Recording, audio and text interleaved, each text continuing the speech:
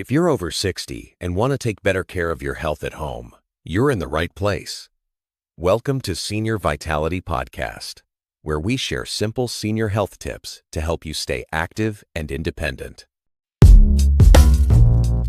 Welcome to the Deep Dive, where we take a whole mountain of really dense information, from old traditional remedies to brand new pharmaceutical breakthroughs and just distill it all down. We really do. And today we're going on what I'd call an expansive molecular journey. That's a good way to put it. Our whole goal here is to really get a better handle on joint, muscle, and tissue health by looking at the specific molecules that, drive our structure, our repair, and regeneration. That's right.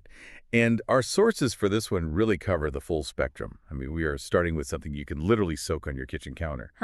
Literally. And we're going all the way to some pretty cutting-edge regenerative research that's targeting the actual cellular mechanisms of aging. And what's so fascinating to me is just the sheer breadth of what we're looking at. We're talking about okra water, which is, a time-tested remedy, right next to these highly technical papers on type I collagen, essential amino acids, and even things called gerzyme inhibitors. And jellyfish. Can't forget the jellyfish.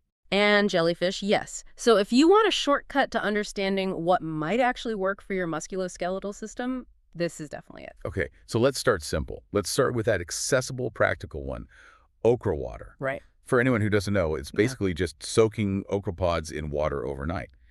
The vegetable itself, we know it's packed with fiber, vitamins. But what's actually happening in just the water? What's the mechanism there? Well, the amount of vitamins that actually leach into the water can be, a bit variable. The real star of the show here is a compound called mucilage. Mucilage. It's that gel-like extract. And that, along with the fibers, is where we see the 5 major areas of support that traditional medicine has talked about for so long. Okay, so break it down for us. What's number 1?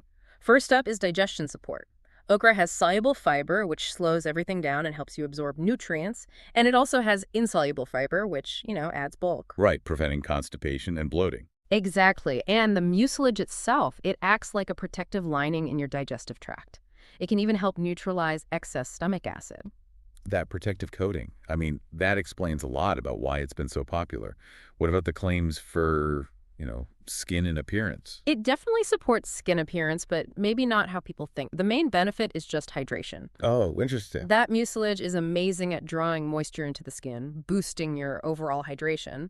And that gives you that, suppler look. Plus, you do get some vitamin A, which can help with inflammation, and vitamin C, which is key for your body's own collagen production. Now, okra is really strongly associated with managing type 2 diabetes. Does the science actually back that up? It absolutely does. That's benefit number 3. Regulating blood sugar. The fiber in these things contain polysaccharides in okra. They're thought to reduce how quickly sugar is absorbed during digestion. So it slows the spike. Right. And our sources pointed to a really specific study on type 2 diabetes patients who took okra supplements. After 8 weeks, they had significantly lower fasting blood sugar and better HbA1c levels. Okay, so that's moving out of folklore and into some real clinical evidence. What about weight management? That's number 4. It's pretty simple, really. The combination of fiber and protein helps with satiety. You just feel fuller for longer. So you eat less. Exactly.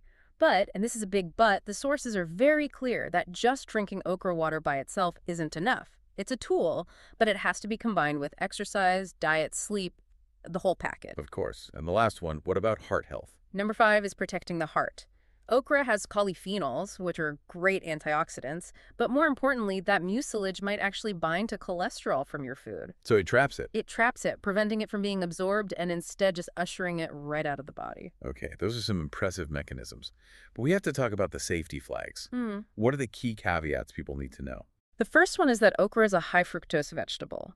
For some people, that sudden increase in fiber can cause some digestive issues, gas, bloating. Right. But the really critical warning is about oxalates. Okra contains oxalates, and those are the compounds that are known to cause kidney stones. So for anyone with a history of kidney stones, this is a genuine risk you have to consider. That is a vital piece of information. Yeah. What about drug interactions? Yes. It can potentially interfere with certain prescription meds, specifically blood thinners like warfarin or some diabetes medications. So as always, check with your doctor. Okay, so that takes us pretty logically from a kitchen staple to a much more targeted supplement, type I collagen hydrolysate, or HEC. We all hear about collagen, but just remind us, where is type I specifically the most important? Type I is the undisputed champion. It's the most abundant protein in the entire body. It provides the tensile strength for, well, everything. Connective tissues, bones, ligaments, tendons. The basic integrity of your joints is all about type I collagen. And the big question is, does taking a supplement actually help those tissues? We looked at a review that sifted through over 4,000 articles to get down to 36 really solid, randomized controlled trials. That's a serious evidence filter. So, for joint health, what's the verdict? For joint health, the evidence is honestly the most compelling. The vast majority of those studies showed beneficial outcomes. We're talking pain reduction, better range of motion, enhanced physical mobility, especially in the ankle. Okay, wait, I want to jump in here because this is the critical nuance that really stood out from our sources. This is a real deep dive insight. So, people reported feeling a lot better. A lot better. But did the studies prove that the actual structure of the joint, the cartilage, was changing? And that is the essential takeaway for you, the listener. The highest number of positive results were always found in the subjective outcomes. Things like patient pain surveys, self-reported improvements. But when they tried to measure it with, say, an MRI? Exactly. The lowest rates of positive outcomes were in studies that use those objective measures, like a cartilage MRI or a B-mode ultrasound. So while your pain might go down and your mobility improves, which is huge for quality of life, Hugely valuable, yeah. the actual structural regeneration of the cartilage itself, that's not consistently proven. The jury is still out on whether it rebuilds the joint, but it clearly impacts the experience of having that joint. That explains so much of the conflicting stuff you hear anecdotally. Okay, what about the engine around the joint, the muscle tissue? Muscle health showed conditional benefits. Right. The results were pretty inconsistent when people just took the supplement. But There's always a but. there's always a but. The positive effects were seen almost entirely when the supplementation was paired with physical exercise, specifically resistance training. When you combine it with the work, it seems to improve body composition and muscle strength. Another theme emerging. Supplements work best when you're also putting in the effort. Okay, lastly, what about bone health? Yeah, unfortunately for bones, the data just isn't there yet. The studies were pretty few and had some methodological problems like short timelines and small sample sizes. It's just really hard to measure small bone density changes in healthy people. So, no definitive conclusion. Was there any kind of promising signal, though? There was one little hopeful finding. A study suggested HT might help increase bone mineral density, or BMD, in the femoral neck and lumbar spine of postmenopausal women with osteopenia. A very specific, high-risk group. A very high-risk group. So it suggests the research is heading in the right direction, but we need more focused, long-term trials to say anything for sure. All right, so we've covered structure, we've covered joint lubrication. Let's shift now to muscle regeneration itself. Because this progressive loss of muscle mass and strength, sarcopenia, it's a huge silent epidemic as we age. It is a massive problem. It affects anywhere from 10 to almost 30% of the elderly population. And what's happening physiologically is that we slip into a net catabolic state. Meaning you're breaking down tissue faster than you're building it. Precisely. Protein degradation just outpaces protein synthesis. So how do we flip that switch? How do we force the body back into synthesis mode? With the absolute basic building blocks, amino acids, ABOs. They are the fuel for muscle protein synthesis, or MPS. Okay, and this brings in the body's master switch, the mTOR pathway. For the listener, how do we explain this complex system simply? Let's use an analogy. Think of muscle protein synthesis as a factory production line that builds new muscle fibers.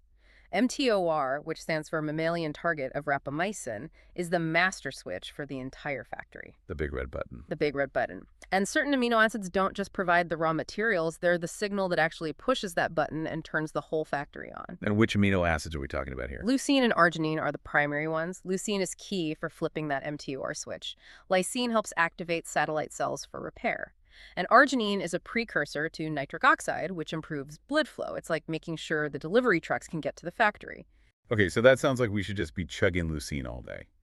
But our sources suggest that's not the full picture. Not at all, and that's a great point. While leucine gives you this huge initial spike, it slams the on button really hard.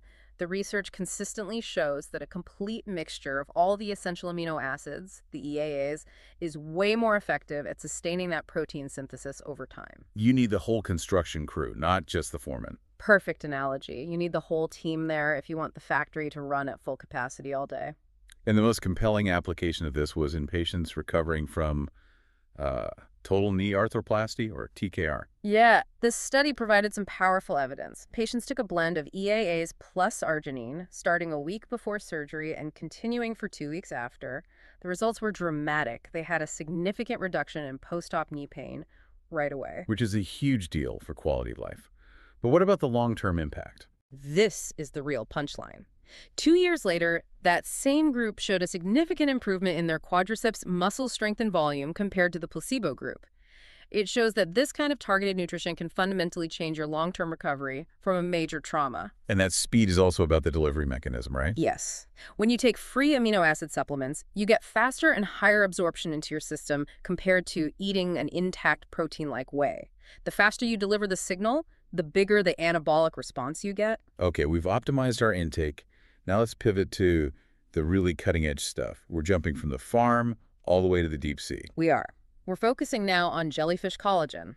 Jellyfish are this massively underutilized resource. They're packed with premium type I and type 3 collagen, peptides, all sorts of unique compounds. So why are researchers looking at jellyfish when we have, cow and pig collagen everywhere? It really comes down to safety and compatibility. Jellyfish collagen isn't associated with the risk of disease transmission, like spongiform encephalopathy. That can be a concern with mammalian sources. It also seems to avoid a lot of the common allergic reactions. It's just a cleaner, safer alternative. So how is this actually being applied in the lab? Researchers made a solution from moon jellyfish collagen and applied it externally, like a medicine, to wounds on mice. And the application significantly accelerated wound healing and, really importantly, prevented excessive scar formation. And the mechanism is that it stimulates something called keratinocyte migration. Exactly. Keratinocytes are the main cells that form the protective layer of your skin. By stimulating them to move across the wound, you're literally closing the gap faster. And what's truly remarkable here is that the jellyfish solution was found to be more effective than the standard clinical-grade growth factor, BFGF, that's used in medicine. Wow, so you're telling me a natural resource from jellyfish is outperforming a sophisticated, expensive medical growth factor? That's what the data showed. And it didn't stop there. It also dramatically improved wound healing in diabetic mice, which are famous for having these terrible, non-healing skin ulcers. It really confirms the therapeutic promise here. Okay, finally, let's get to the most futuristic breakthrough. Reversing age-related cartilage loss. This dive introduced us to the idea of a gerosime. This really tackles the colossal problem of osteoarthritis. 1 in 5 adults has it, and right now we have no drug that can slow it down or reverse it. So researchers identified a key villain, a protein called 15-PGDH. That sounds intimidating. How do we explain what that does? So it's what's called a gerosime, a protein that increases as you age and actively drives the loss of tissue function. Think of 15-PGDH as a biological cleanup crew that just gets way too aggressive in old age.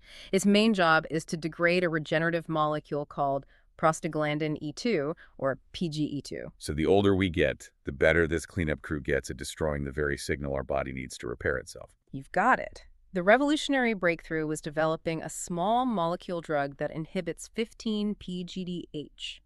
By blocking that gerosime, you increase the levels of PGE2, and that causes they called it a dramatic regeneration of hyaline cartilage, the good stuff. And this is the part that just blows my mind. The mechanism, it's about what didn't happen. Exactly. It achieved this regeneration without using any new stem cells or progenitor cells. Instead, it basically reprogrammed the existing cartilage cells, the chondrocytes. It made them revert their gene expression back to a more youthful state. They essentially forgot they were old and started acting like young, regenerative cells again. It's a literal molecular reversal of aging in that specific tissue. It is, and the relevance is immediate. This treatment also prevented arthritis from developing in mice after injuries that mimic ACL tears in humans. And the fact that an oral version of this inhibitor is already in phase 1 clinical trials for muscle weakness, it just shows how close this science is to actually helping people. What a compelling journey. We went from the simple, digestive support of okra's mucilage all the way to understanding that with type I collagen, The subjective feeling of improvement is outpacing the hard structural evidence. Then we saw how a mix of essential amino acids can basically supercharge muscle protein synthesis by flipping that MTR switch, which has huge implications for surgical recovery. And we finished with these two revolutionary ideas, using jellyfish collagen for its safety and superior healing power, and then the molecular reversal of cartilage aging by blocking a single gerozyme. It's clear our knowledge here is moving exponentially. It really is. So after all that, what does this all mean for you, the listener? Well, the research on both collagen and amino acids points so strongly to lifestyle factors, especially resistance training, being absolutely crucial for getting the most out of any nutritional strategy. So knowing that, I want you to consider the profound impact of combining your commitment to exercise with these future regenerative drug therapies, like those gerozyme inhibitors now entering trials. The future of maintaining high-quality human mobility for decades might just depend on pairing your gym routine with a highly targeted molecular pill. Food for thought and for muscle fiber. Thank you for diving deep with us. Thanks for spending this time with Senior Vitality Podcast. Take care, and we'll see you in the next episode.